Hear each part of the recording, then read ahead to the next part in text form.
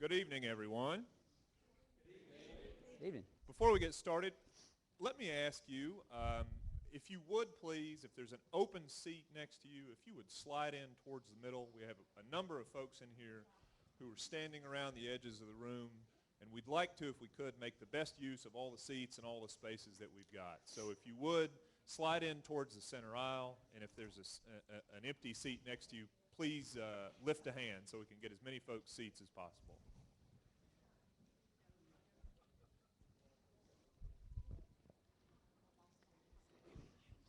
All right. No empty seats. Okay. Good turnout.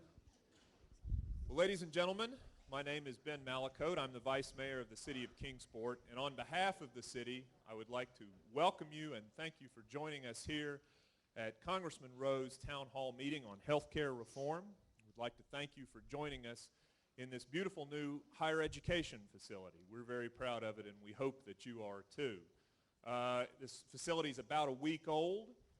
Congressman Rowe was here last week as our keynote speaker. We're certainly glad to have him then, but I would like to extend a special word of thanks. Many of you in this office may know this. Congressman Rowe has chosen to move his district office back to Kingsport, back to this building. So please, thank you very much.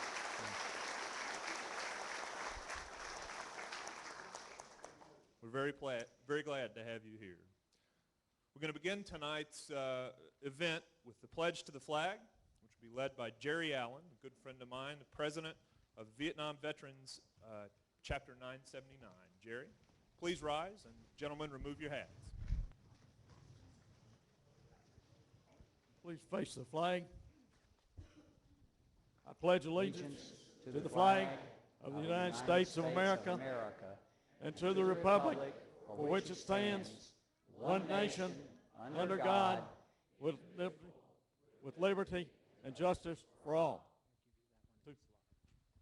Please remain standing for the invocation. Sorry about that. Please remain standing for our invocation tonight, which will be given by Reverend Phil Hoskins. Let's pray together, please. Father, we thank you for the gift of life. We thank you for the opportunity to be an American.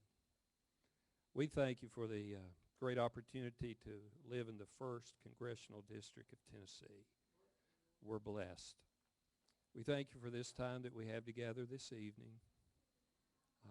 There's a lot of issues facing our country tonight. We just do not need wisdom. We need godly wisdom. We ask tonight that you would direct our president and our Congress in these future days. We pray tonight for our Congressman, Phil Rowe. Father, you would give him the wisdom that he needs to rightfully represent the people of this district. We give you thanksgiving and praise. In Jesus' name, amen.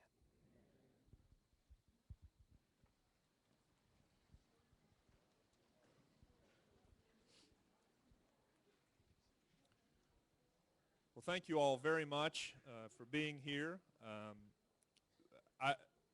I'm sure if you have been watching these events on the news like I have in other cities and other towns, you have seen a tenor and a tone of these things that is very much not the Kingsport way. So I'm going to ask you to do one more thing before we get started. We do this every Sunday in church. Do this for me if you would. Remember that the people around you who you may disagree with are your friends and neighbors. Before we get started, I'd like to ask you to stand up. Last time. Yeah. And shake the hands of the folks around you and say hello.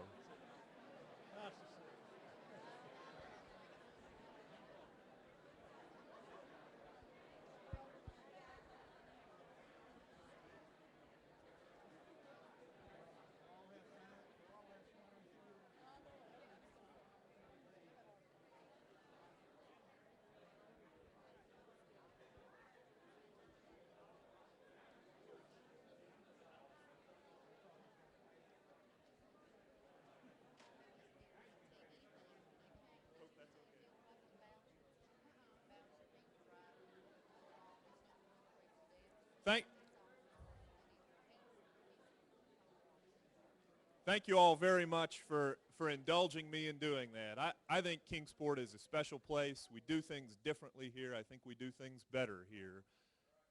And we do it that way because we respect each other and we like each other. So let's walk out the door at the end of the night feeling exactly that way about each other.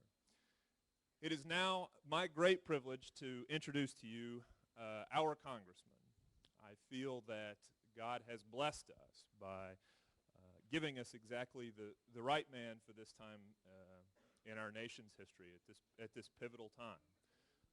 Who better to lead us and to represent us as we discuss the future of healthcare in this country than a doctor, and one who has seen what it takes to make a healthcare system work, both from the patient side and from the provider's side. Every conversation that I have ever had with Congressman Rowe on this issue, I have come away learning something new about the topic, and I have come away impressed with his candor and critical eye and intelligence in dealing with this very difficult issue. So having said that, it is my great privilege to welcome here tonight Congressman Dr. Phil Rowe. Thank you very much. Thank you. I'll always leave this. I've got a mic. Thank you.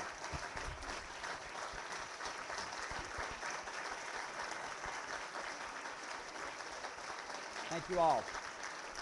Thank you for being here, and I'm going to go over a lot of things tonight. And one of the things that we're really glad to be back here in downtown Kingsport in this great facility. And Ben, thank you, and Phil and Jerry for doing what you did. I'm going to start by going over just a few things with you. I've done 26 forums, been to 2 schools, done 4 hours on the radio, 3 on national TV, 3 telephone town halls. We're going to do a tea party Monday night, and this is the 12th town hall. So we've been around this district and tried to talk about these issues.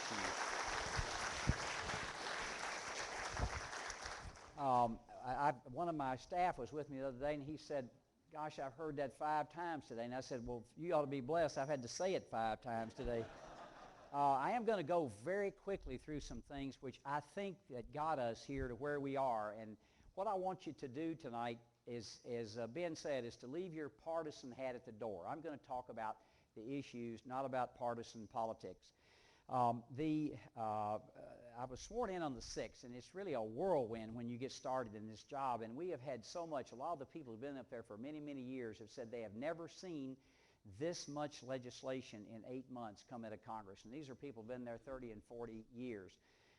When I got there, and some of you have heard this story, but a lot of you haven't, I've got to tell it, about 125 or 30 people went to Washington with me, and I'll never, ever be able to thank them enough. It was a great outpouring of support. And there was a little fella in Carter Metz who was a kindergartner in Rogersville who wanted to go. He somehow got interested in my campaign and wanted to go to Washington to see me get sworn in. Well, on the Monday before, his family and a bunch of the folks had a tour at the Library of Congress, and then they would go to the Capitol and the Pentagon. Well, as he got to the Capitol Police and Secret Service were there, and they said, well, if you'll wait right here, President-elect Obama's coming up out of the basement along with Speaker Pelosi, and we think they might get your picture made with him. So he's 5, he's about this tall, and he's standing there. And sure enough, the elevator comes up, the doors open up, and President-elect Obama comes out, and Speaker Pelosi comes out, and I mean, who doesn't want to have their picture made with a 5-year-old blonde-headed kid like this? And to let you know, his picture was on the front page of the Washington Times with the President-elect the next day. So anyway, they walk up to him, and they said, what are you doing here? And he looked up, and he said, I'm here to see Phil Rowe get inaugurated. So it was a great way to get started. He got sick and had to go home and didn't get to see me get sworn in. But I bought the White House Mouse, the little book about the White House, and went down to his kindergarten class in Rogersville and read to his class, and I had my picture made with him. So he's a star. We've had a tremendous amount. I'm going to go very fast through this because I know you want to get to health care. And I think a lot of the debate you're seeing on health care tonight had a lot to do with what the buildup has been, the way the process and all the issues that we've dealt with. When we got there, as you all know, the argument was, or the theory was, and it was, we're in a bad recession, the worst one since the Great Depression, the longest one, certainly. And a lot of people have lost their jobs, and I think that's one of the things that people are very concerned about. You're not as concerned about your health insurance if you have a job, and people are fearful of losing their jobs. So we looked at an economic stimulus package, and the theory is it's called Keynesian economics. If you have, there are two ways you can stimulate the economy. One is cut taxes and leave money with the taxpayers, or two is have the government prime the pump with government spending. And in this case, it was borrowed spending because we were in a deficit. The initial package was around $850 billion, and it was 450 pages. You all get to know me better. I'm a pretty compulsive guy. I read those 450 plus pages. Went to the Senate, 750 plus pages. Went to conference between the House and Senate, came back over 1,000 pages, and we voted on that bill. We got it at 9 o'clock on a Friday morning, and we voted on it that day. That's why nobody knows what's in the bill. Nobody read the bill. And that is not the way you should carry on the people's business. You should be given time.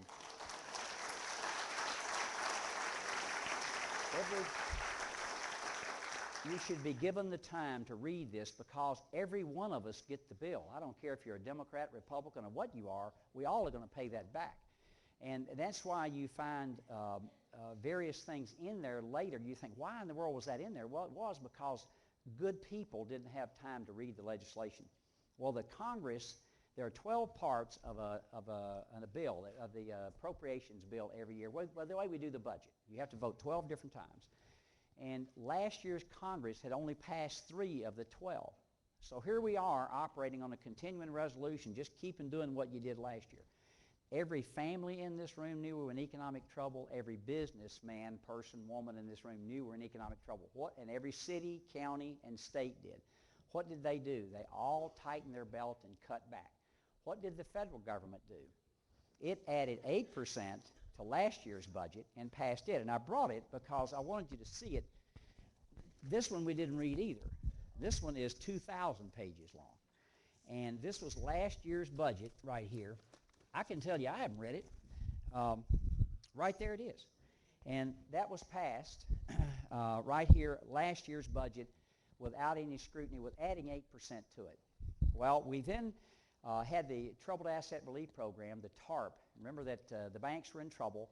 And I do want to tell you just a moment about the banking system. There are 9 major banks, national banks in the country. And of those 9 banks, they control about 80% of the financial assets of the country. Over 8,000 community banks control the other 20%. Every single national bank had to have TARP or bailout money. About 5% of our community banks did. Our community banks were doing it right. They're lending money to their neighbors, people they knew. They weren't making these goofy loans that you've read about, and that's why they didn't get in trouble.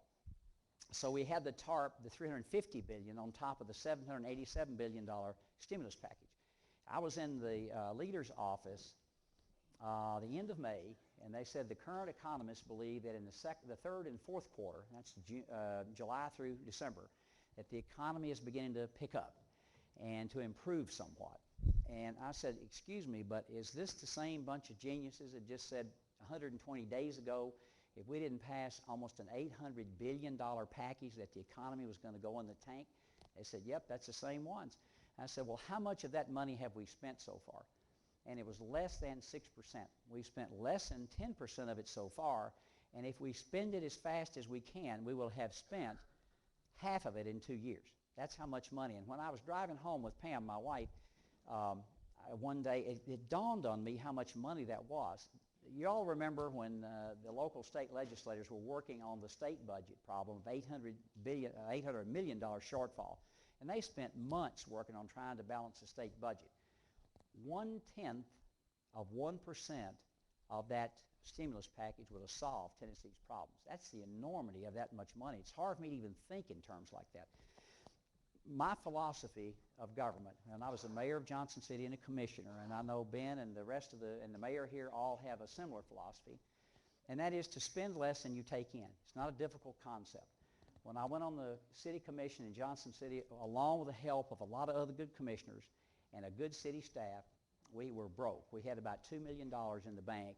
When I handed the baton off in January to go to the Congress and had not raised taxes, we had $24 million in the bank, And last year, Johnson City, Tennessee's bond rating went up. How many cities went up in the middle of an economic crisis? And that's what prudent financial management, fiscal management will do. You're rewarded for that. Now, just to give you an idea about where we are budgetary-wise in the Congress, the fiscal year starts on 1 October and it ends on the 30th of September the following year. The U.S. government had spent all the money every taxpayer had sent, every business, every fee, by the 26th of April of this year. From the 26th of April to September the 30th, we borrowed that money.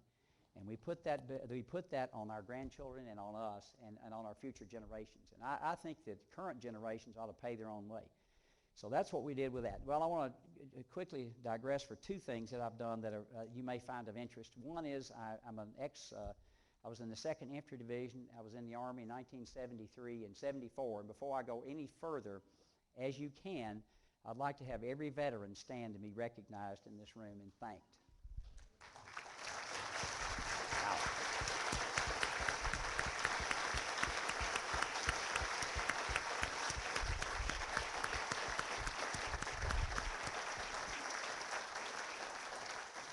Everywhere I go, the room is filled with veterans, and thank you for the service you've done for our country, because without you, we wouldn't have this meeting tonight. Wouldn't be here. We wouldn't be in a free nation.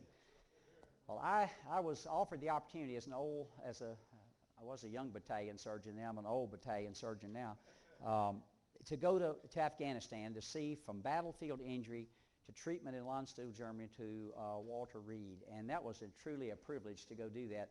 We flew to Kabul, to Bagram Air Base, went over to Jalalabad in the eastern part of the country, and then flew up to the Hindu Kush Mountains and an artillery base, and I spent some time there, about a week in the country. Just to give you an idea, people ask me, what are our odds? What are we going to do in Afghanistan? And this is just one congressman's view. Unless we're willing to invest decades, I don't know how we're ever going to be successful. Let me explain to you why. The country is desperately poor. 32 million people, half of the population of that country live on $1 a day. I remember coming home and drinking a Starbucks coffee and thinking somebody could have lived 3 days for what I just paid for this cup of coffee.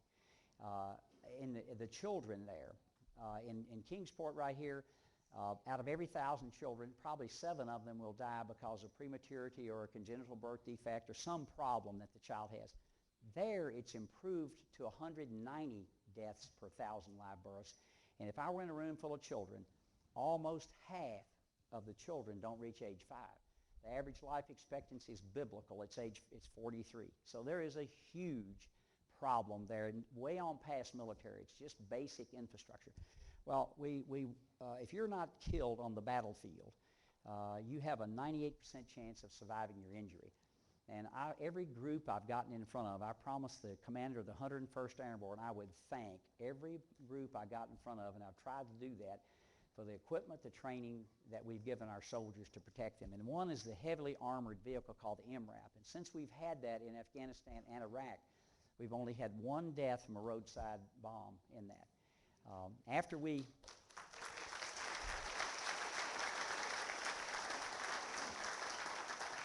And I'll make you feel even better. This area has something to do with the injuries. There's a small company in Gray, Tennessee that makes a pressure device that goes on these and Humvees, that when an IED goes off, it senses the explosion and sets off a fire extinguisher inside the vehicle to prevent the soldiers from getting burned. And that was one of the problems. They were surviving the concussive injury, but they were getting burned. So we went to Landstuhl, Germany, where they're evacuated. You had the capacity to take a soldier who's injured with an entire ICU and fly them back stateside.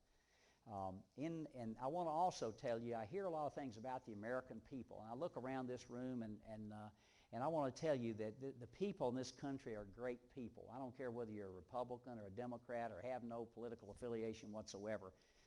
In that hospital, you could go in as a soldier 24 hours a day, 7 days a week if you were injured, and you could get new clothing, because if you're injured on the battlefield, you just have the clothes you have on that may be blood-stained or filthy. All of that's donated by the American people, and the people in there pay their own way to Germany and pay their own upkeep while they're there. And that's amazing. And also in that, I'll never forget the two boxes they showed me. There was a box of left shoes and right shoes. So if a soldier had lost a leg, they didn't have to go get two shoes. They could just pick up one. And Pam and I went to Walter Reed Hospital probably 6 weeks ago now and visited that hospital and saw one young soldier who had lost all 4 extremities, 19 years old. I'm going to tell you this. There's a group of you guys out there, maybe women too, who are Vietnam era veterans. And those veterans got forgotten about for 20 years. I'll make you this solemn promise. We will not forget these young people, and we will take care of them for the rest of their lives. They're injured protecting this country.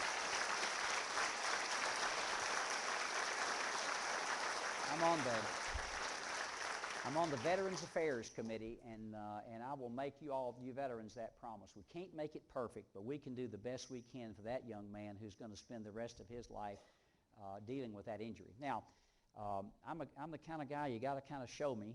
I heard all about the CIA and Guantanamo Bay and all this. So my staff just arranged with the Defense Department to go down to Guantanamo Bay, which I did. Got up 4 o'clock in the morning, got on an airplane, flew to Guantanamo Bay, went through every prison there. It is a prison, okay? There are 229 bad guys there, terrorists there, locked up in that prison. In that prison, there's 1, 2, and 3, and there's one $42 million brand new prison, state-of-the-art, built there. Each prisoner is offered as much as 6,000 calories a day to eat, if they want to. They have cable TV. They are offered 3 newspapers. They are offered video games. They are offered the Quran, and each cell has an arrow pointing to Mecca so they know the right direction to pray. And there's a soccer field. In one group, if you earn good behavior, you can stay outside. You're not locked up 20 hours a day. Now, Khalid Sheikh Mohammed, the guy who planned 9/11, is not treated quite so well. He's in solitary confinement and absolutely should be. It's a very bad individual. I would suggest, before we bring these terrorists to the United States, that the president do exactly what I did, was get up at 4 o'clock in the morning and fly to Guantanamo Bay and look at that facility and make a decision then, without making it beforehand. I don't think they need to be here in America. So that's...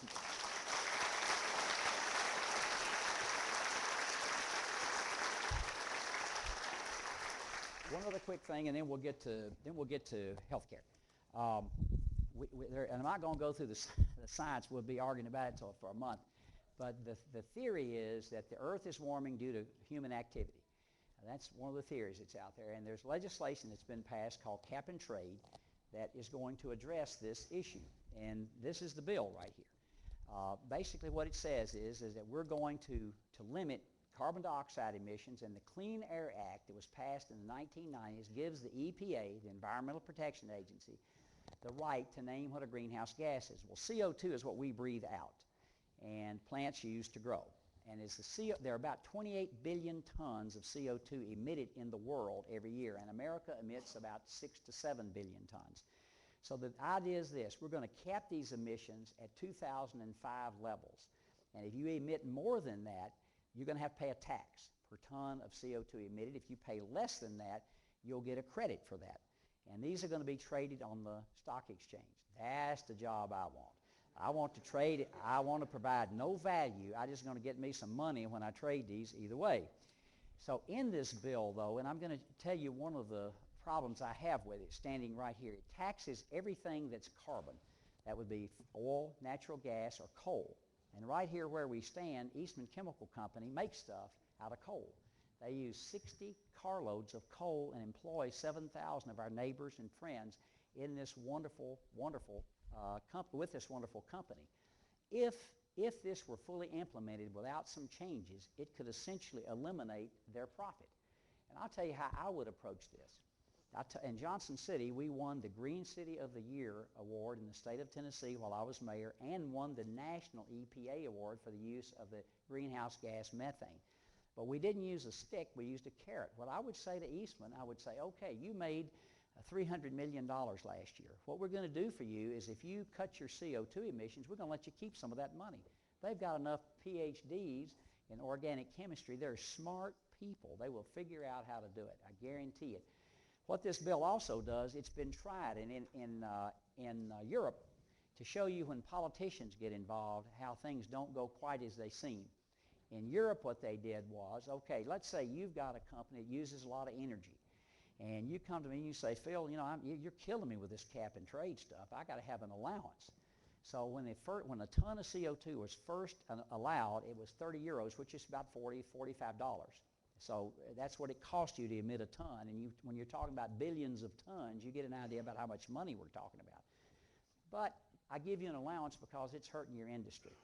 Well, now a ton of CO2 is worth 1/10 of a euro. It's worthless. And the only thing that happened over there was that the price of fuel and the price of your light bill skyrocketed. And it's estimated not by Phil Rowe, but by the Massachusetts Institute of Technology that the average person's heating bill will go up about $3,000 a year if this is fully implemented as is.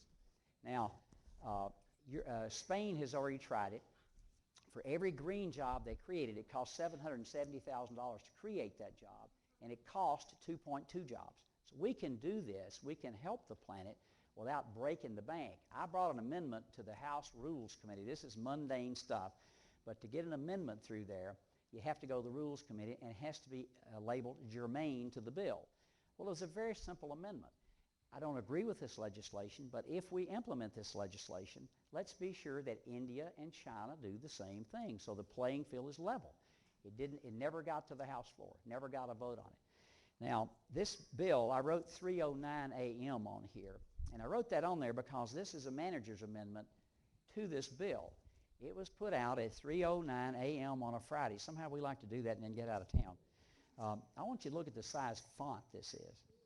We voted on this after this amendment right here was dropped on a Friday morning. We voted on this legislation that will affect every American citizen. And that's why when you ask a lot of congressmen, they don't know what's in it because guess what? They haven't read the bill. There's no way on this earth you could read this bill in the length of time and make any sense out of it. If you want to come up afterwards, you're more than welcome. If you can't sleep tonight, you're more than welcome to take it home with you. I'm going to get to health care. Let me frame the debate on health care, and then we're going to get to some questions. Here's I think, a statement that I think everyone in this room will agree with. What all Americans want is affordable, accessible, quality health care for as many people as we can cover, hopefully all Americans. I think that's what we want in this country. Well, how do you do that? And how do you and who isn't covered and so on? And why are we having to do this now? Well, we know that cost is a huge, huge issue. When I got to Washington, D.C., and Matt, I want you to stand up for a second. This is Matt Meyer, who is my legislative director. And Matt, I said, Matt, I want to talk to every think tank that there is in Washington that knows anything about health care. I brought Brookings Institute in, which is a left-leaning think tank, Heritage Foundation, Right, Cato Institute, American Enterprise Institute, Galen Institute, you name them. They came to our office, and I sat down and I said, I'm not going to use the word czar, you're the king. We'll call you king. You're the king. And so if you had complete control, what would you do for health care reform? I listened to all of them, 2-3 hours at a time. And we sat down in the office and we formulated some basic principles and wrote an op-ed piece for the Washington Times, and you can also read one in Real Clear Politic that Marcia Blackburn and I did together. And the principles would be this. One, if you become ill, you shouldn't be bankrupted by the illness. If you get a cancer, something happens to you, you shouldn't be bankrupted by a medical illness.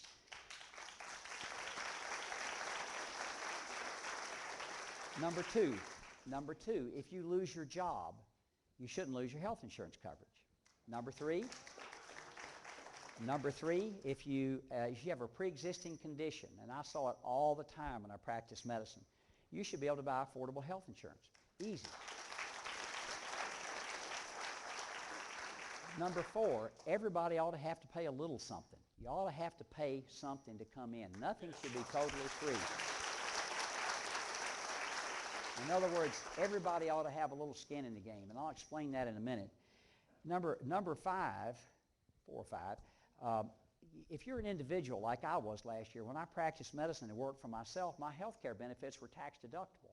But as I became an individual last year and I had to buy an individual policy, it was no longer tax deductible. So it cost a lot more money. Just let an individual purchase an individual policy and then deduct it just like Eastman Chemical or General Motors does. That isn't too hard. Number 6, 7, whatever we are now. Another simple thing we can do, and this happened to Pam and I, my wife, 3 times. As our children graduated from college, their first job did not have any health insurance coverage. Or if they get out of high school, no health insurance coverage. You can cover 7 million young people by simply allowing them to be on their parents' health insurance until they're 25 or 26 years old. It doesn't cost the government a nickel. It's easy to do. And lastly, to have meaningful health care reform, you're going to have tort reform. So those are the basic principles that I went to, let me get the bill here. This is $3,200. It's on the internet. Let me put this down before I make a mess here. Excuse me, but I'm going to make a big mess if I don't move this. I went to Rob Andrews, and Rob is a Democrat from New Jersey. He's a friend of mine who helped co-sponsor or be an original sponsor of this bill. And Matt went with me, and I said, Rob, I want you to go over with me what's in this health care bill, and I want the Cliff Notes version. I don't need the whole thing. It took an hour and a half to do it. But we sat down, and he said, it's like this. We're going to form an insurance exchange where private health insurance will be on. You can look at it on the internet, whatever, and you'll be able to look and compare these prices, and they'll compete with each other. And then nextly, we're going to put a government option out there, a government plan that's going to compete with the private plans. And I said, now how exactly will this be funded? Well, it'll be funded by premiums and if need be, taxpayer supported. I said, well, Rob, we tried that already. And he said, what do you mean? I said, it's called TennCare. We've already done that experiment. He said, I don't understand this. Let me explain what happened. In the early 90s, we had a problem in Tennessee because we had a lot of uninsured people. We're not a wealthy state, and so it's a noble thing to try to cover as many of your citizens as you can. And we had about, 17, 18% uninsured in Tennessee, 16%. I don't remember the exact number. 1993, we formed 8 different plans to compete with each other. And I remember one of them was called Access Med Plus. Well, we renamed it No Access Med Plus. What they did was they took the money and never provided any care to anybody. And as far as I know, never paid anybody anything. But there were 8 plans then. Today there's 1. And we started out in 1993. This was hastily put together by the governor because of, I think we got a waiver from HHS and Health and Human Services, and they said, you've got to go ahead and do this right away. And 2 states have that waiver, Medicaid waiver. That's us and Hawaii. And so what we did, go forward another 10 or 11 years, 2004.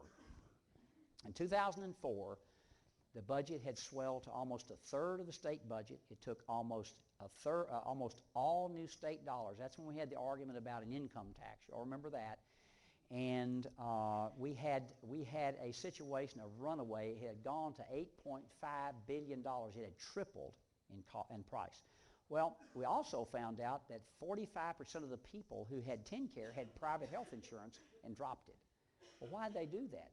Well, they made in my opinion, a perfectly logical decision. Why did they do that? Well, it cost them less money.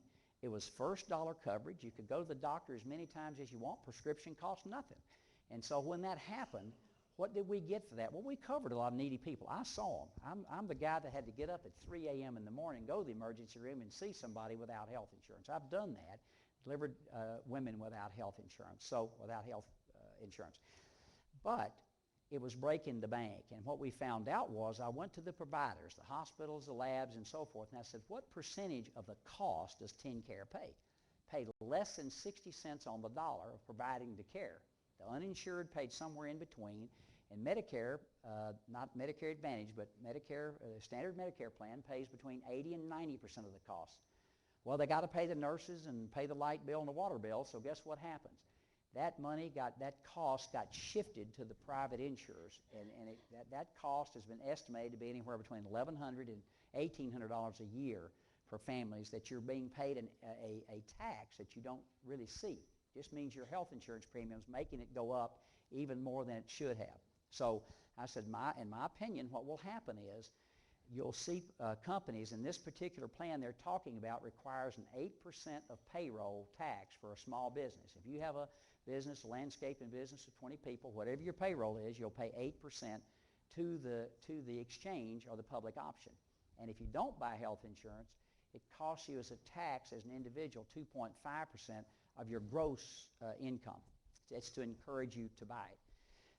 I think there's a much easier and better way to do this. There also, and I'm going to run across, people say there are not any other ideas. I'm going to run through fairly quickly some ideas that I've had and discuss with my staff, and I'd like to go have the opportunity to discuss with the President.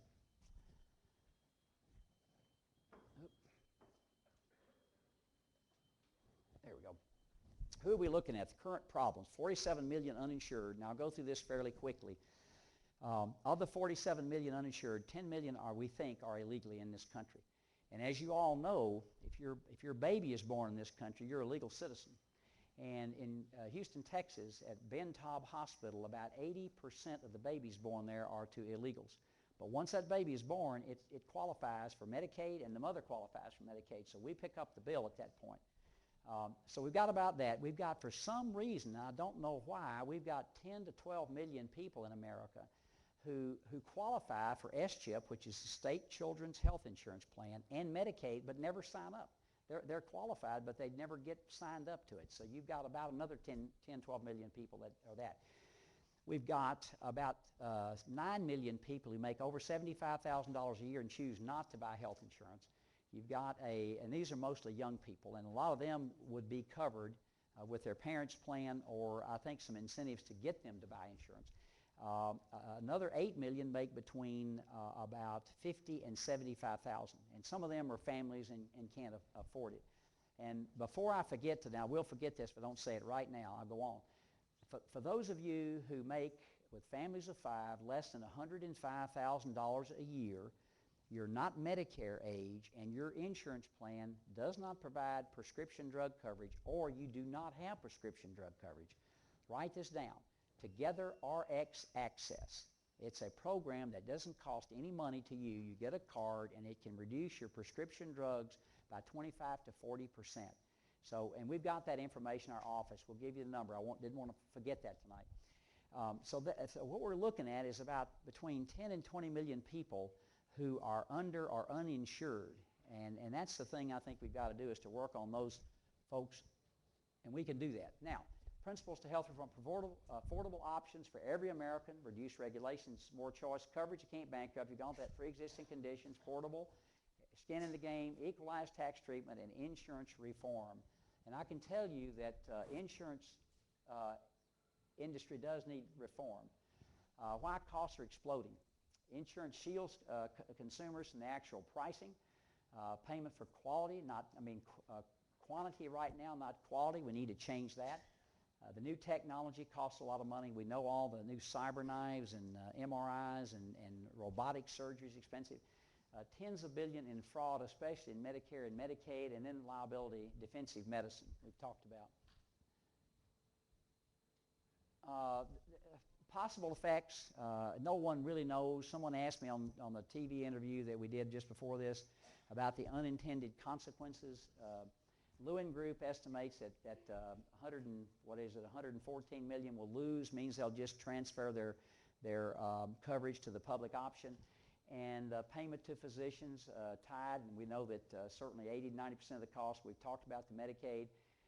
You're automatically enrolled in the plan as a physician unless you opt out, unless you say, I do not want to be in the plan. And basically what it does also, this one I want to talk about a little bit. The president says if you like your plan, you can keep it. Well, that's true, sort of. If you now personally have an individual policy, and I'll get to the health commissioner in a minute, there is a commissioner that's appointed by the president and approved by the Senate. So it's basically a cabinet-level position. And that commissioner will decide what an adequate benefit package is. And in doing that, he said already that if you have a single individual policy, that's not adequate. They've already made that. You may, as an individual, think it's adequate, but the commissioner, who has the authority to say it is not adequate. Also, when this plan goes into effect, you can't add any new procedures or people to the plan.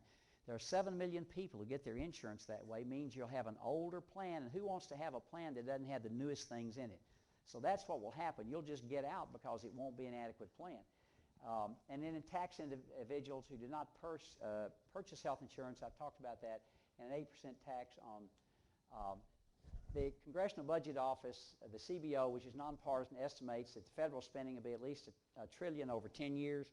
And this is very important. Elmendorf is the director of the CBO, and he said, we do not see the sort of fundamental changes that would be necessary to reduce the trajectory of health care spending by a significant amount. And on the contrary, the legislation significantly expands the federal responsibility, meaning it's going to cost a whole lot more. That's the English translation of that.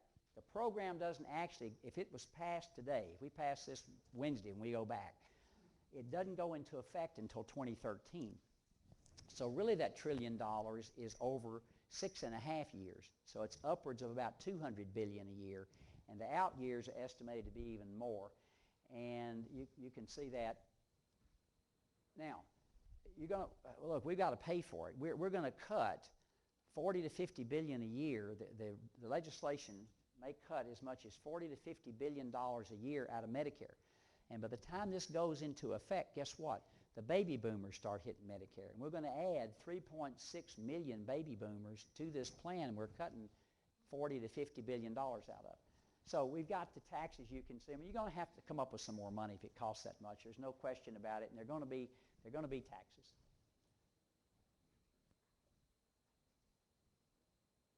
Okay. What it means for you: less choice, higher costs. Now, let me just tell you, there are 4 ways. I mentioned the 4 ways we can go about solving this problem. Why do I oppose? Why am I against a single-payer system? A lot of people are for that, and a lot of people in the Congress, probably 80, 90, what do you think, Matt? Maybe 80, 90 people would be for that out of the 435 of us. Here's my problem with a single-payer system where the government, the taxpayers, pay for it. Once you budget X number of dollars for health care, and you spent those dollars, you ration care, period. You just do. I mean, once you've spent the money up, there isn't any other option. I'll give you a couple of examples quickly. When I began my medical practice, if you came to me, if one of the women came here and said, Dr. Rowe, you've diagnosed me with breast cancer. What are my chances of surviving 5 years? Those chances would be about 50% in the late 70s. Today, it's in the high 90s. It's a great story to tell. And I can tell that patient, I don't care how bad you feel, you're going to get sick, but the new chemotherapy, the new surgery, all of those things have improved those survival rates. The highest survival rate I could identify in England was 78%. And they've quit doing routine mammograms in England. The federal system has. Why?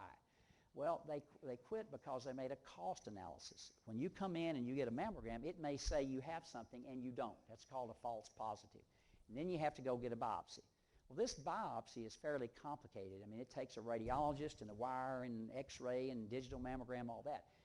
What they were finding was that this very sophisticated biopsy was costing more than the screening mammogram, so they just quit doing them. And they wait now until you develop a lump in your breast. And I can feel one when it's about 2 centimeters or so, 3/4 of an inch. But you know that your survival rate's going to be less the later you find the disease.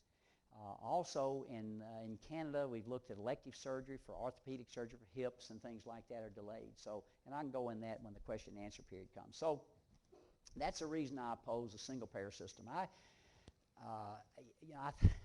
have to laugh when I say this a little bit.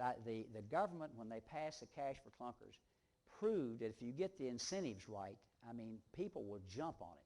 So the incentives were to buy a car. They subsidized. Man, I mean, in 3 weeks, we bought like 600,000 of them or something. But the government also proved that they can't even write a check to a car dealer. That was the last thing.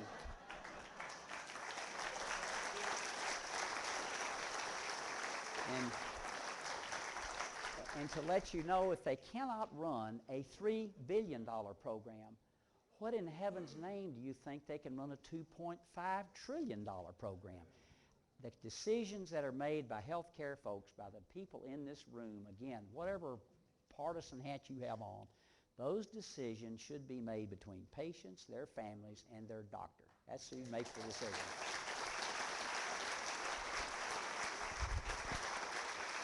You can, thank you. You can see what the higher costs mean, and you all read those right there. The CBO, that what would happen is with the mandate, they're worried that a lot of businesses would not be hiring or reduce the hiring of low-wage workers. And we've already, heaven's sakes, I mean, we've got Greene County now with a 17.4% unemployment rate, our neighbors just down the road here. And we've seen about the higher taxes, and the NFIB believes it'll cost small business jobs. Now, solutions. If you have a pre-existing condition, what do we want to do? What you can do, and I'm going to run through these fairly quickly, and we'll answer them during the answer question. If you're at low income, you make less than 200% of the federal poverty level, that's about $44,000 a year, and you're a family of 4, you'll get a $5,000 advanceable tax credit, or a tax credit if you're paying taxes, so that you can buy your own insurance. Get rid of state lines. I mean, how much sense does it make if I'm standing in Bristol with 1 foot in Virginia and 1 foot in Tennessee, have a heart attack and I fall over to my left, and I'm in Virginia, and to the right I'm in Tennessee? It's nonsense, crazy. You can buy your homeowners, your car insurance, every other kind of insurance in the world can be done like that. We don't need to confine state boundaries, and I'll give you an example. In Alabama, Blue Cross and Blue Shield has 84% or 86% of the business. That's not competition. We need to knock those boundaries down and let people form association health plans where they have similar interests. Let them decide and determine what their own benefits are going to be, and let them put it together. And does it work? Well, I'm on the Agriculture Committee and also on Education and Labor, which handles this part of the health plan. And guess what? The farmers, 20% in Wisconsin, could afford insurance, could afford health insurance. They formed this co-op, just like the Farmers Co-op right here in Sullivan County, Washington County. We all have one, owned by the farmers. And guess what? They have now 80% of them. If you could take state lines down where you could have not a pool of just Wisconsin farmers, but a whole region, I mean hundreds of thousands, that means pre-existing conditions are no longer an issue. Previous cancer is no longer an issue. Young, healthy people pay a little bit more. Old guys like me pay a whole lot less, and everybody can get insured. Small businesses that can't afford the benefits, again, pooling into these association health plans and letting you deduct your costs and subsidizing people who don't. The other thing that I don't think we ought to be doing is treating our Medicaid patients differently than you're treating private health insurance. What we would do, what I would recommend we do, is let them have a voucher and go out and buy an association health plan just like anybody else. And so they'll have the same insurance and it will cost less.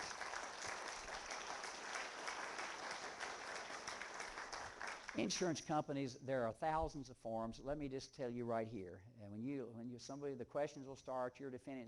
You're looking at the last guy that's going to defend insurance companies. I would sit down. I remember maybe the last surgical case I did in practice a year and a half ago.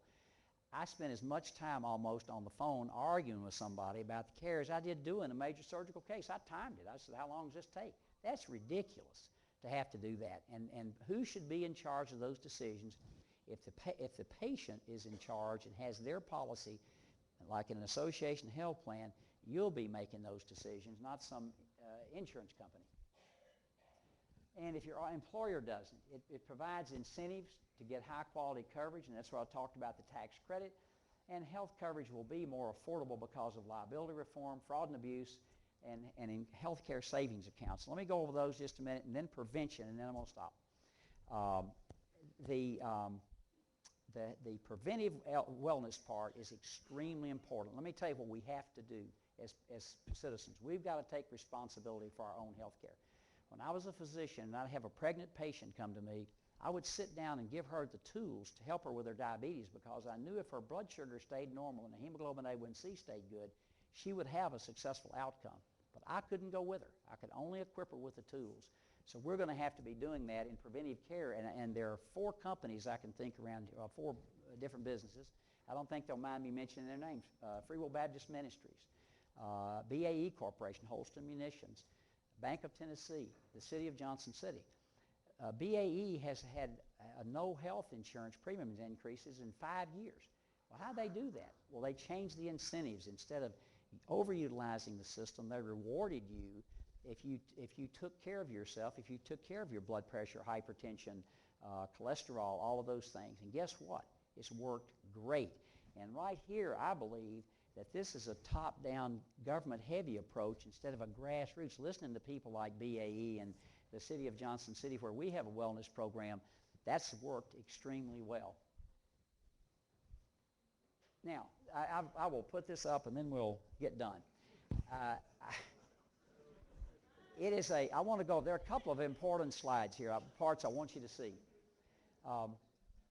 This person right here, this administrator, is incredibly powerful as you read this legislation. They have way too much power.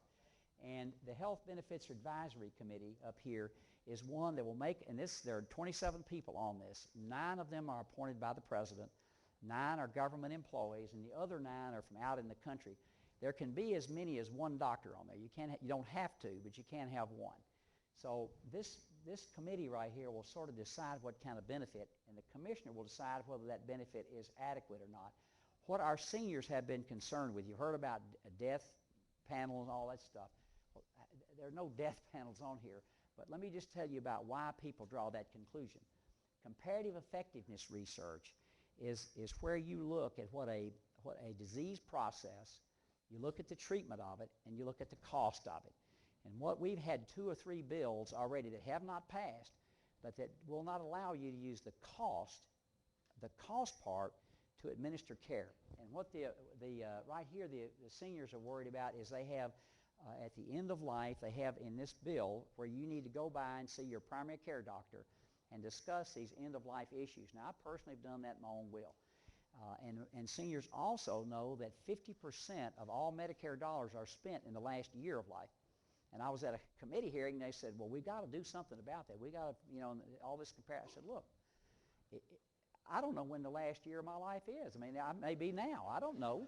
And I said, you're asking me as a doctor, I can't figure out. Now, everybody knows when you're elderly and so on that you get to a certain debilitated age. That's a decision, again, between a family and the patient and the doctor, and not some government bureaucrat. So that's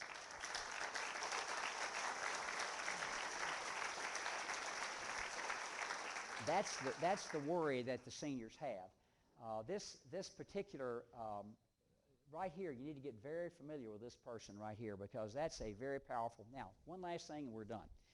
This bill right here, I got it's 1,017 pages. I got this late on a Wednesday afternoon, and you can see how long it is. And I've worn a lot of it out. Matt went with me. We started debating this bill on a Thursday at 10 o'clock in the morning, and except for 2 votes at noon and at 6 a.m., we finished debating that bill at 6:15 a.m. the next day. Now, the head of the committee said, we're going to debate this all night long. I said, I'm an old OB guy. I could care less. We can talk about 2 days. I don't care. So, but that is no way. I mean, I saw people nodding off and so forth at 4 or 5 o'clock in the morning. That's no way to do the people's business.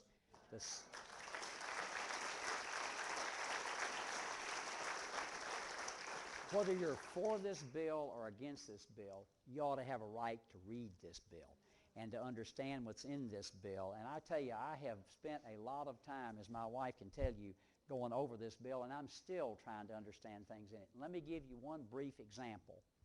They will tell you, and I've read it, the first time I read it, there's nothing in here, if you read it, that says about abortion. Now, whether you're pro-life or pro-choice, a majority of the people, whatever their decision is, don't want their tax dollars used to pay for an elective abortion, whether you're pro-life or pro-choice.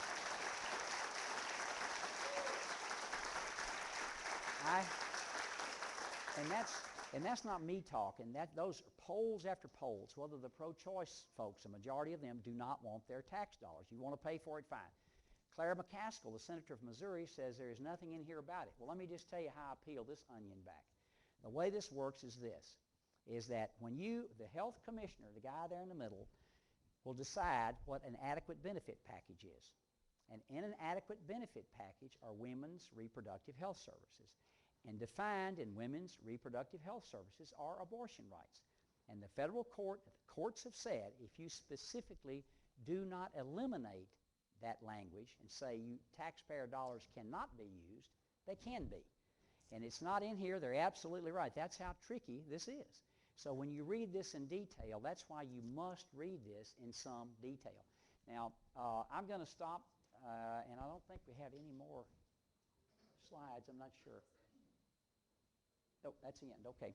I'm going to stop and thank you, and begin to take questions. And somebody, we'll get is there a mic, Ben? Somebody has a couple mic. Bill does? Okay.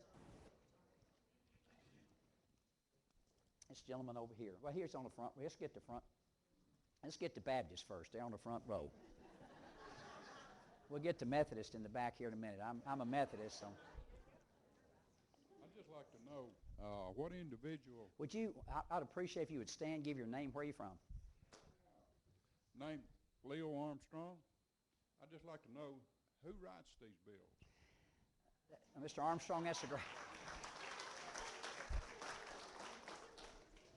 I can sure tell you I didn't. There is a group of people there. There are about 50 attorneys and staff that write all these bills, whether it's this bill, the cap and trade, or whatever bill that's brought forth. That's who does it. Do we trust these people? Well, I think Mr. Armstrong, what you do is what Ron White trust. You don't read the bills, so you undoubtedly must trust them. What you do is that's why I like to read, because it's trust but verify. Amen.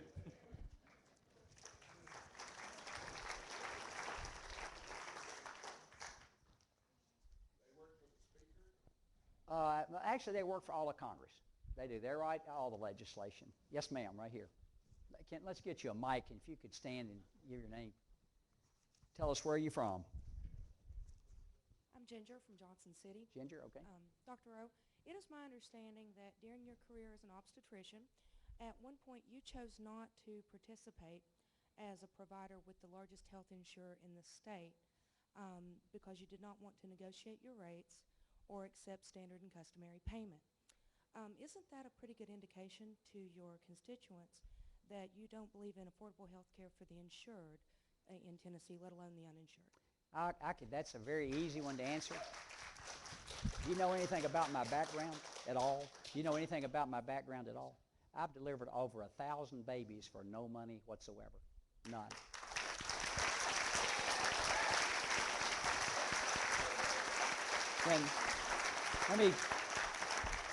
Let me tell you that when I first came here, there was no Medicaid or TennCare or whatever. You know what the city of Johnson City, the medical center was Johnson City Memorial at that time did? You know, let me finish what they did and you can speak. We had a clinic there that was met on Wednesday morning. The hospital provided the space and the prenatal vitamins, and the doctor, all the OB, not just me, but all the OB doctors in Johnson City took call, and we delivered over 400 babies a year for no money. That's what we did.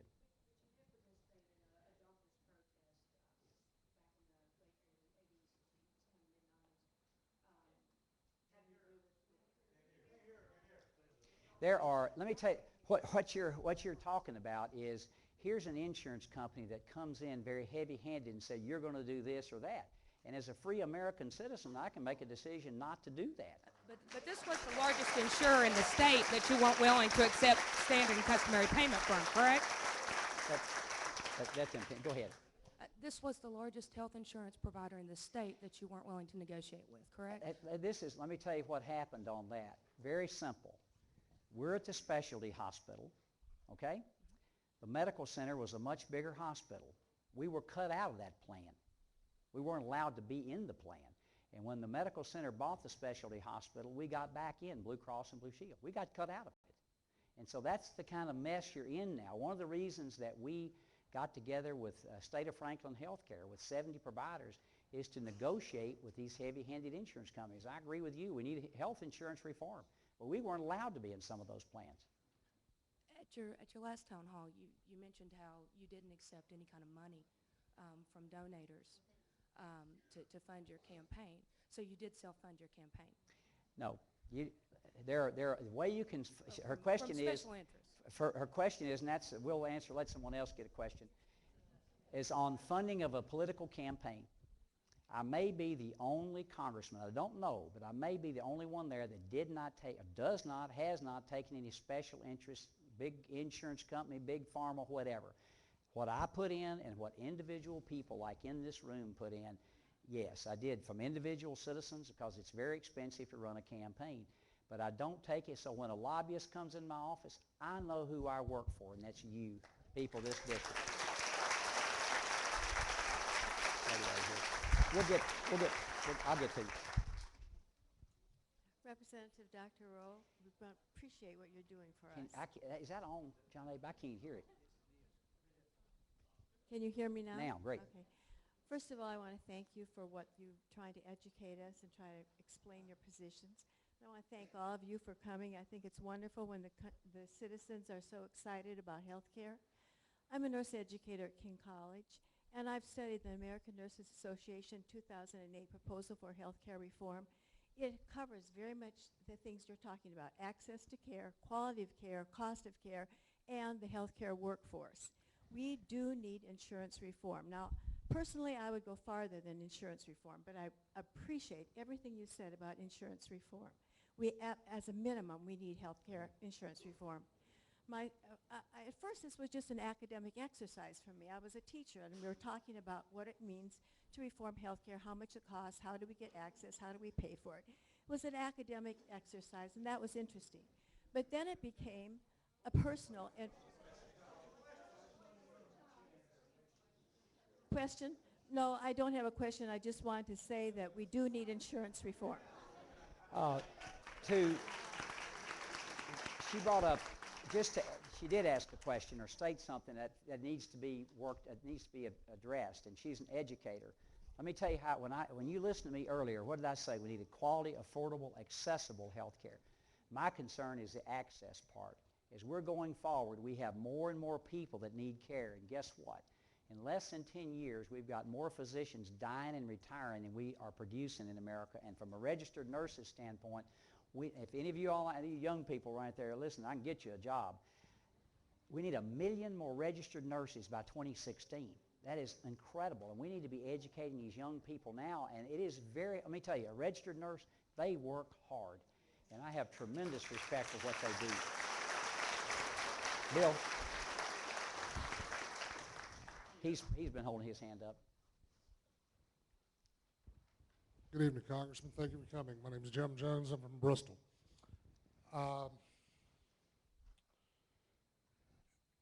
Real power in Washington basically comes with seniority.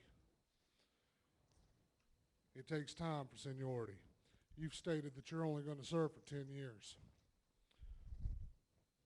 If you drop out after 10 years, we're going to be back with another rookie congressman again. Why should I support you in the next primary? I can tell you why you ought to support me, and I'm going to tell you the solution to Washington's problem. Number one are term limits, and number two is a balanced budget amendment.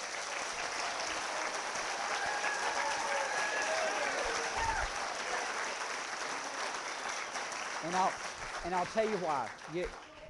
The point is that you lose some good people. There's no question about that. I agree with that. But there are 650,000 people in this particular district. I'm not the only smart guy that can serve. I can tell you that. A lot of people can. And it came at this particular time, opportunity for me came at a good time because what's on the plate I happen to know a lot about. But I agree with you. You do give up. There are some great people up there. But what happens, I think, and these are good people. I'm not disparaging anybody at all. But what happens is after 20 or 30 years, what occurs is you look for Washington for the solutions. The solutions are down here among the people that live in this district. I absolutely believe that. So you do lose, but you win, I think.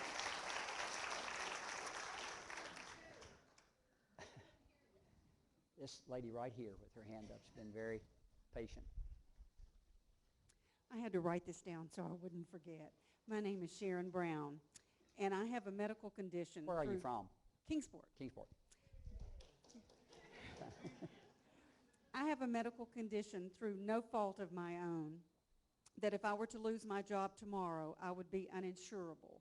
No private insurance would cover me at any cost. I watched on C-SPAN where insurance CEOs testified before Congress that they would not voluntarily stop the practice of denying coverage to people with pre-existing conditions. Free market will not fix this on its own. What will you do as my representative to see that my government will step in to force these changes and to protect us from private insurance abuse? Thank you. I dealt with it all the time. And a couple things that you can do that we've got in HR, if you want to look on the web, look at HR 3400. And I didn't go through all the parts of that bill, but there's some other parts I didn't talk about. You can create, and a state would be required to if they got grant funding, to create a high-risk pool of which there would be grants available to make those insurances for people like yourself that have a pre-existing condition. And secondly, if you own your own policy, you can't lose it if you own it yourself. And you can do that. There's these grants and allowances and so forth. Thank you, Phil, for being here. You can do that. So what I said to start with is we want your coverage to, you own it so you don't lose it if you lose your job. That's the biggest fear that most of us have. If I become sick and I become unemployed, I'm toxic. Nobody will touch me. That's one of the issues we have to. No, I know. That's why I think we need insurance reform. I want to get that fixed for you. We've got a plan, HR 3400, that will do that without the heavy hand of government. And if you, I don't know what profession you are, but if you had, let's say you're a realtor, and you took state boundaries away, and you allowed all the realtors in America to get together, then they could provide that for you. No pre-existing conditions. Let's get over here. We haven't been on the wall yet.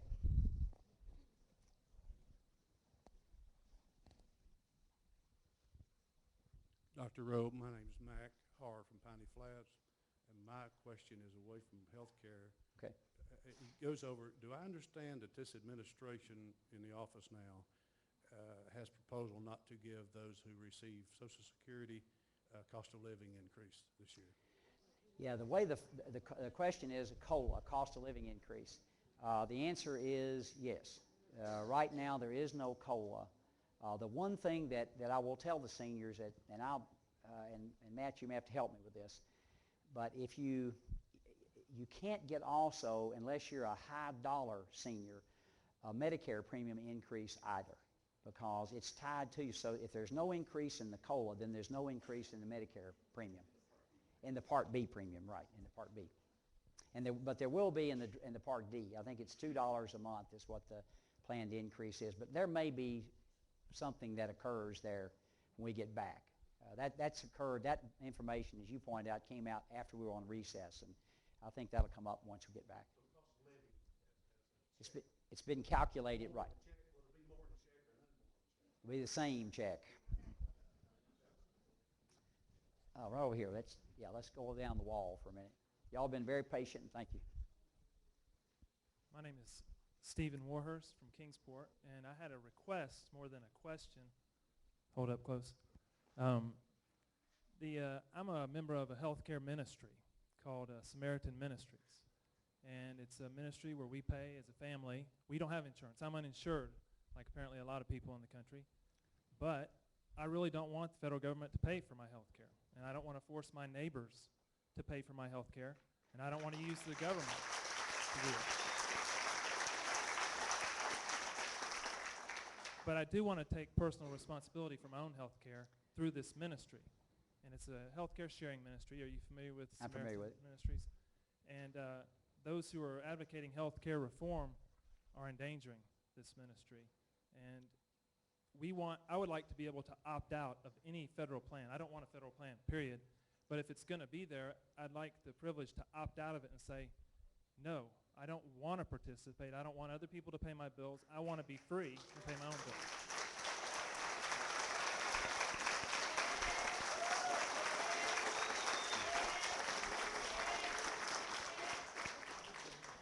Well, I guess I'm rolling them up here. Sorry. But I guess my concern is coercion.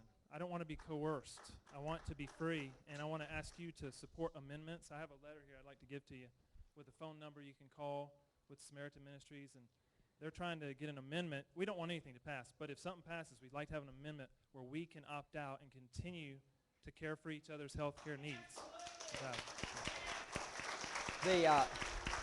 I want to, what he's saying is, and my wife and I, for the last several years, had a health savings account. And the health savings account is a high deductible plan. And 84% of the people who worked in our office, and that's over 260 people, chose a high deductible plan, meaning that the first $5,000 I have to pay for. It's a high deductible. We put the money in the bank for the employees. We put the money in their account. I have a debit card. And so at the end of when you're talking about insurance reform, if I take care of myself and I'm prudent with my money, at the end of the year, if I've got $4,000 left, I keep it, not the CEO of some insurance company. And then I can use it next year for my health care. And if I'd have had that for 30 years, I've tried to exercise, not smoke, be very good prudent. And I've tried to teach my patients that and put them responsible, and they keep the money. Anything over $5,000 is 100% paid. Those plans, on average, are 30% lower than the standard health care plan is. And what he was asking for is that he just wants the freedom to be able to do that. And this plan passes, he will not have the choice to do that. Right here. Here's one right here. Because it's mandated. It's in the 3,200 mandates that each individual will pay 2.5% if they choose not to. Well, he can, but it'll cost him 2.5% of his total income. Yes, sir. Yeah, Dr. Rowe, my name is Bond Porter. I'm from Kingsport. Saw you on Greta, and you made us proud. You did us proud on Greta. So very good. My question is a general question. As you know, the people in this area were sort of common sense, sort of hard-working people. And we don't see a lot of that coming out of Washington these days. I mean, with this cap and trade, you know, we can't control the Indians or the Chinese or the Russians, and so the effect on the environment is zero. The effect on the United States is it drives our businesses into the ditch. Closing Guantanamo Bay or proposing to, but without a plan. And then you've got the health care system, which we all know needs to be reformed, but you've got 80%, I think you said, of people that are reasonably happy with their health care. Why rip up the whole system, you know, for the 20%, or I think you said 20,000 people roughly? 20 million. 20 million, yeah. Is it, do these other congressmen, are they clueless, or do we, you know, I mean, and I know I'm basically a Republican, I'm a conservative, but I can't understand some of the things I hear from the Democrats, and it's saddening to see that we're going down this road with absolutely no plan and no common sense. Well, I want to thank you. I'll make a comment about that, but I want to thank you all for being even though we've got a diverse crowd, to be the nice, civilized people you are. I was reading on the internet today, or maybe it was in the Times News, where out in California, a guy got his finger bit off at one of these things. So thank you for not biting my fingers off. And by the way, he went to the hospital and got it sewed back on too and Medicare paid for it. Exactly. This lady right here has been holding her hand. I've been very, very patient. I'm very blessed. I'm a retired combat veteran, and I'm a retired civil servant, so I have the same insurance Congress has. Thanks for your service. But I am also humane, and I'm a retired RN. And I'm telling you that if other countries can have coverage for our citizens, with over 3 million people in 2006 in Tennessee being with the uninsured, then the humane thing to do is for us to try to take care of our brothers. We're running around with Bibles claiming we're our brother's keepers, and we don't take care of them. Just to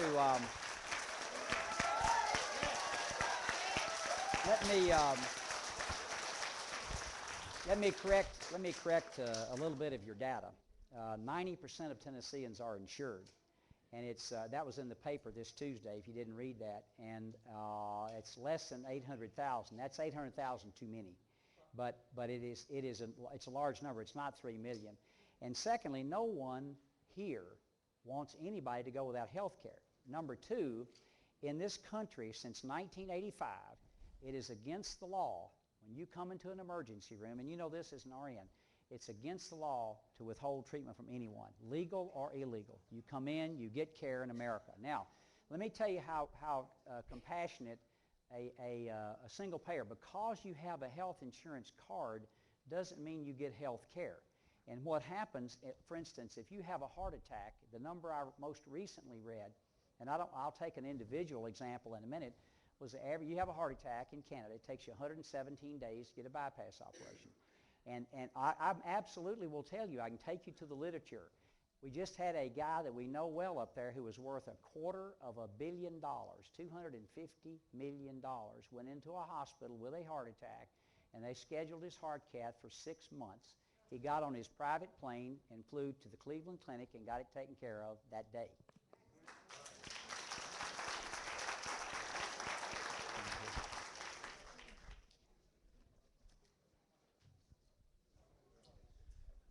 Congressman Rowe, I appreciate the opportunity to be with you this afternoon in the way that you are representing our district, and we do Give appreciate your name it.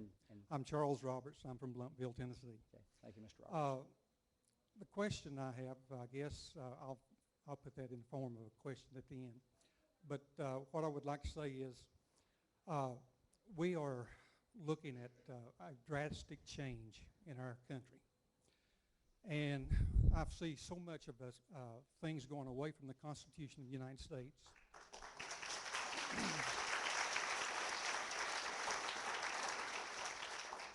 We've seen private businesses taken over, and we've seen people told how much money they can make and all that. That's un-American. But the problem is we have become the greatest nation ever in the world, and that has been done by private enterprise.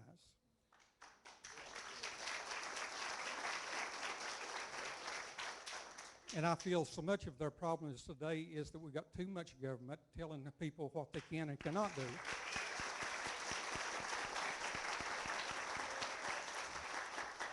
And they are causing most of the problem in healthcare. So my question would be, we're seeing so many people rise up against this because we don't want to see our freedoms taken away. We want to be able to have a one-on-one with our doctor, and he advises us, and we trust him, and he gives us exactly what we feel like we do. But on the other hand, I still see that people that don't afford insurance. They need insurance. I understand that. Problem is, that's not in the Constitution. And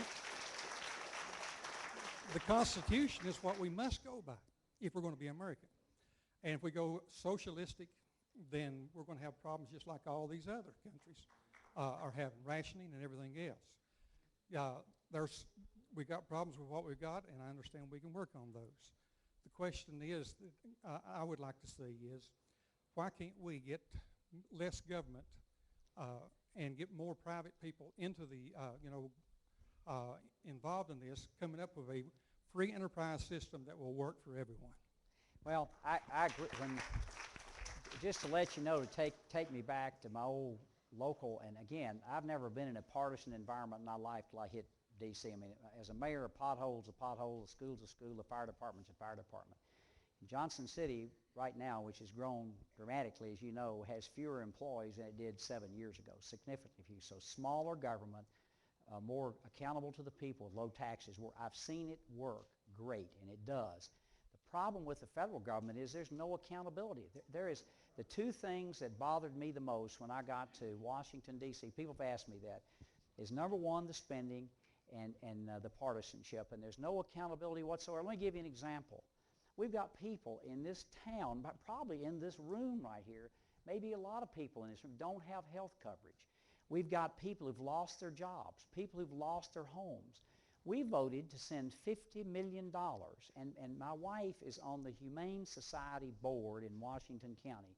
I mean, if I get treated as good as our two collie dogs, I'll be the best treated guy in the world. But we sent $50 million of money. We've got needs right here to foreign countries to help trumpeter swans and big cats. We just spent $700 million, not $7 million, $700 million to protect wild mustangs and wild burros out west and to give them 10 square miles to Yippee-ki-yay. And I look at people. I have been through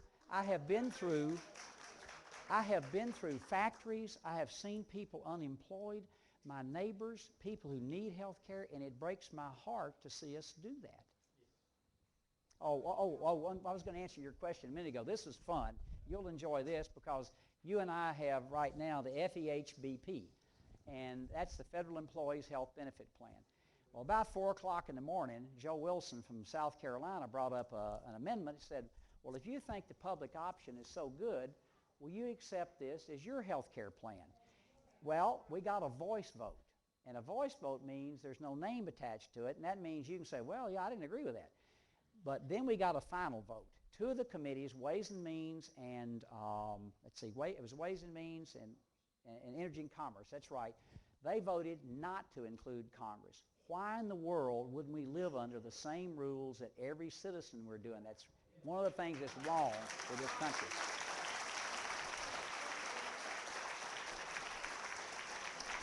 And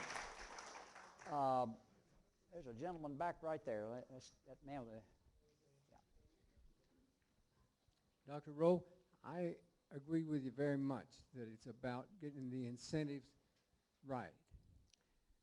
And I believe things work better when there's private incentive.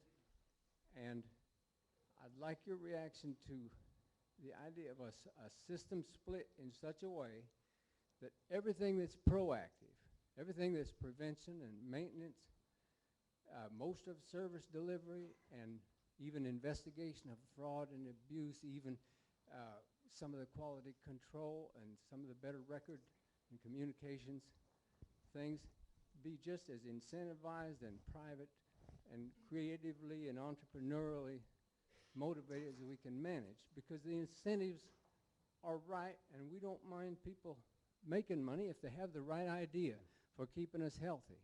But then I'm thinking, why do I want an incentive of an insurance executive to increase his net worth if I'm hurt or sick by restraining care? So I'm thinking like the way public utilities work.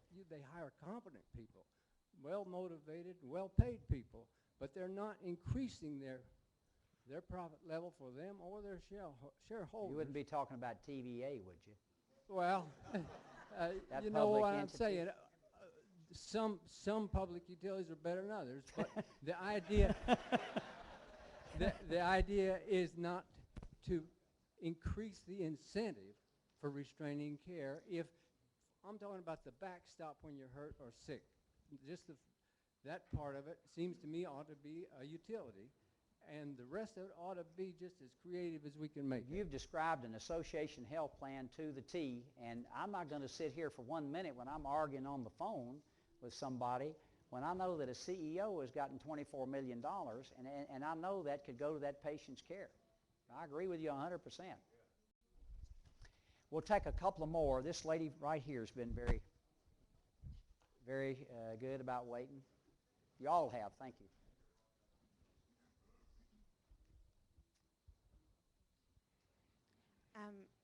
My name is Brandy. I'm from Kingsport. My question was, do you believe that it's a right for every American to have quality health care?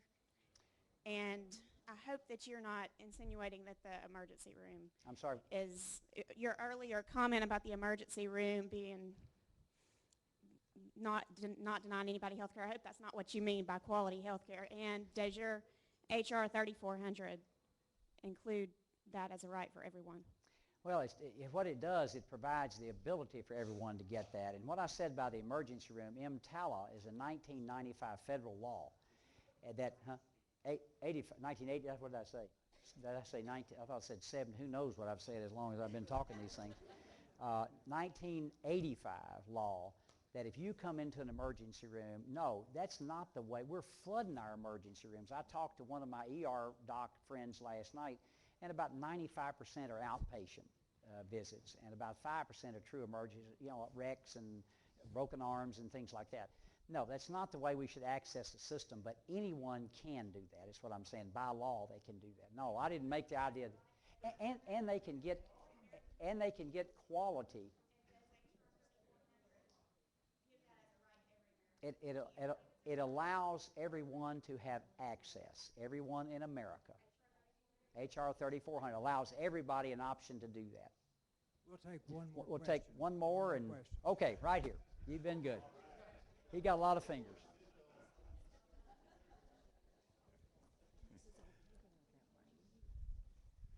Dr. Rowe, my name is Rick Lemieux, and I'm from Bluntville. First, I'd like to thank you for working for us, and thank you for being here tonight. Thank you. Appreciate that.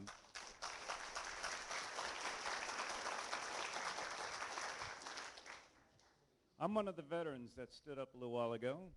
I am retired from the military. I have 3 sons that are career military. Wow. And I noticed we got a lot of veterans in here, so on behalf of them, I have a question. Congressional Budget Office has published and posted anyway on the internet Budget Options Volume 1 Healthcare, and they did this in December of '08. And this is their proposal for retired military over 65. Number one, basically, instead of going into details, they are proposing that beginning in 2011, they add $6,000 per retired couple to our out-of-pocket expenses. And a paragraph justifying this says, an advantage of this option is that greater cost sharing would increase these beneficiaries' awareness of the cost of health care. Yeah, that's Thank you very much. I guess we're not smart enough to know that. We'll give that guy the Forrest Gump Award. And stupid is as stupid does. Says research has generally shown that introducing modest cost sharing can substantially reduce medical expenditures without causing measurable increases in adverse health outcomes.